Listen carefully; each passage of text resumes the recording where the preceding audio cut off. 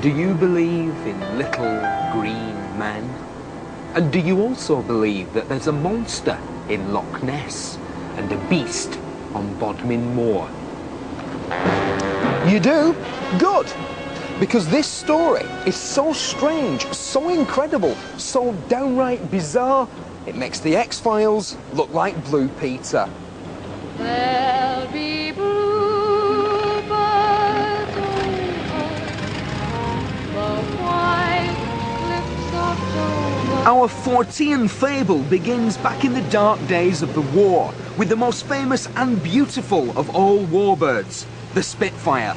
What made it such a sensation was its fabulous engine, 27 litres of supercharged Rolls-Royce V12, the Merlin. This charismatic engine ruled the skies for 2 decades. According to an Arthurian legend, in our hour of direst need, Merlin would return to save us. And in a way, he did. Fast forward to the 60s, and Epsom engineer John Dodd, who was asked to build a gearbox for a very special car, a car with a Merlin engine. Paul Jameson, an engineer, built the car, had problems gearing it for the road, and that's when my dad got involved. He designed an automatic gearbox for it, and next thing he bought it off him as a rolling shell. We then took it down to Biggin Hill runway and got about 180 out of it, open cockpit, so that was quite exciting, and was in the Guinness Book of Records for being the most powerful car on the road at the time. And he used to do his testing out in Germany because of, you know, the speed limits on the old autobahns. And one day he passed this German baron in his Porsche, and next thing Rolls-Royce get a phone call from him saying, "I want your latest model." So that rather upset him a bit. This is the 3rd incarnation of the car. That original body was destroyed in a fire, but the Beast refused to die. And each time John Dodd rebuilt it, he replaced the Rolls-Royce grille with inevitable consequences. They summoned him to court, I'm afraid, but he decided to go to court in the Beast itself, and he even contrived to break down in Fleet Street right in front of all the press offices so that they come down and take some nice shots of it. But unfortunately it led to them banning him from driving it again. Tribute to British engineering, and I feel that it's better than a Rolls-Royce, much better. Predictably, the judge was not amused. In fact, he accused John of having a cavalier attitude towards the whole proceedings. So, taking him at his word, the next day John arrived at court on a white horse. You think I'm kidding? I'm not. And things are about to get even weirder. In a move less evocative of the Camelot of King Arthur and more in tune with the antics of an East End crime lord, John took himself and the car off to the extradition-free Spanish costas. And it seems quite fitting that the car should end up in the company of men with names like Knuckles and Big Louie. But now the Beast is back, minus the contentious chromework, but with everything else intact and ready to roar once more. You could, if you wanted to, drive this outrageous vehicle on the road. Look, it's taxed and MOT'd.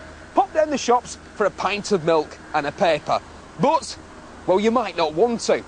Consider this, the 27-litre Merlin engine requires 8 pints of fuel every minute. That's 2 miles to the gallon. If it needs an oil change, it could cost you £500, but only if you stick to the cheap stuff. And it's 19 feet long, weighs 2¼ tons and has no power steering. So parking can be a bit tricky. No, if you want to unleash the awesome power of the Beast, and get this, 2,650 RPM in top equates to 200 miles per hour, then what you need is an airfield. A bit like this one. Whoa! Is there anything we need to do on here? Check oil pressures or...? Well, we'll do all that inside. We've got all the dials and instruments and gauges and... Yeah. Is that a dipstick over there? It certainly is. It takes 25 gallons, this one. It's got a wet sump, so 25 gallons it takes. So quite expensive for an oil change. Right, well, let's get me in the, I suppose it's the cockpit, isn't it? Yeah, let's go, yeah. Right. Ooh. Okay. It's a bit snug, isn't it? Yeah. Such a big car. Yeah. First thing, seatbelt. Oh, don't worry about seatbelts. Airbag? No. No. Early stuff, that, isn't it? This is old school. Just scary. put the ignition on. Ignition on. Put the magnetos on, twin magnetos. Twin magnetos. That's right. Okay, now I want to have fuel pumps. Fuel pumps, how many? There's 1 4th in. One there. Then we want to have boost pumps on. Boost pumps on. Then we need to prime the engine, which is the Yes. 3rd one in. Third one in. Prime it for 10 seconds. Prime it. That's it. About 10 seconds. And then hit your starter. I don't know if I dare. Yeah.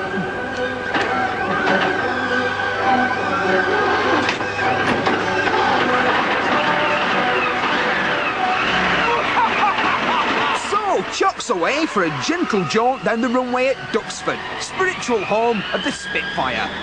You know, most people who go out to buy a night estate car with an automatic gearbox usually plug for the turbo diesel option, but not this guy.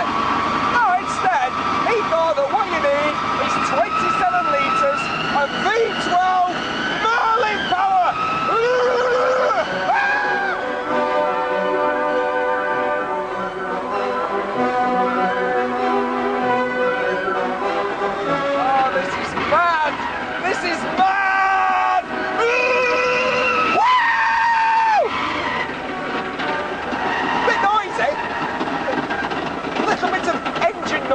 Tuning into the cabin. And no wonder, it's got 850 horsepower, although the supercharged version in the Spitfire was rated at 1400. So the car's a bit limp, really. Great story, isn't it? A very British story. Some of it's even true. And of course, some of it isn't. Technically, it's not a Spitfire engine, and never was. But what the heck? You know what this is? It's a folly.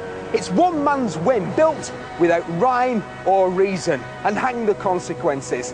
I thought it'd scare me stupid, but it didn't. Beast, it's just a big old pussycat.